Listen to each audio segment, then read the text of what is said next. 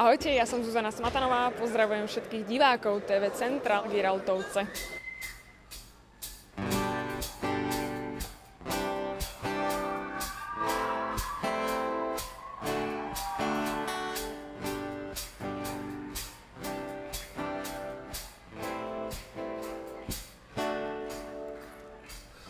Daj mi ruku, chcem mať kontakt so životom.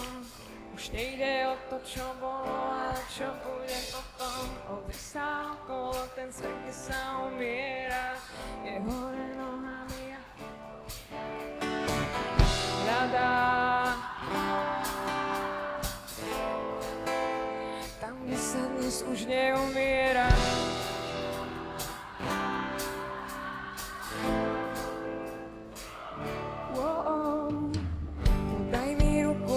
So mnou z tohto sveta, ďaleko od ľudí, na miesto, kde sa iba lieta. Obzri sa okolo, ten svet, kde sa umiera. Tam človek žije a zomrie ako čo?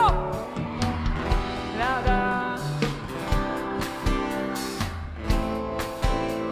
Tam, kde sa dnes už neumiera.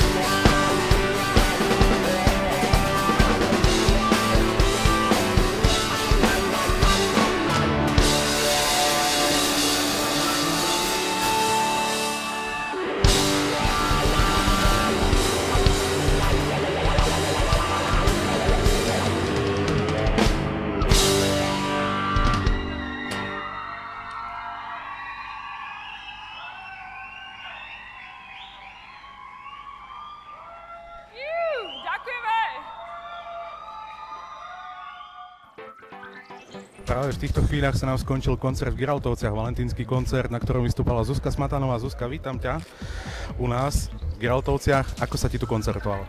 Ďakujem pekne. Výborné, bola tu výborná atmosféra. Ja som hrala v Giraltovciach prvýkrát. Toto bola moja premiéra tu na. Takže úžasné, ja sa teším, že ľudia sa bavili, teda decka sa bavili. My sme sa takisto bavili, pretože nám dali, samozrejme my sme dali im energiu, oni dali nám. Takže úžasné, ďakujem. Dnešný koncert mal podtitul Valentínsky. Aký je tvoj vzťah k tomu sviatku? Úplne ho ignorujem. Takže asi ako väčšina ľudí. Asi ako väčšina ľudí. Myslím si, že to je taká komerčná záležitosť vyslovene. Ja ho úplne ignorujem tento deň. Blíži sa oceňovanie Zlatý Slávik. Ty si už viackrát tohto Slávika získala. Čo pre teba znamená taká cena ako Zlatý Slávik? Je to anketa ľudu.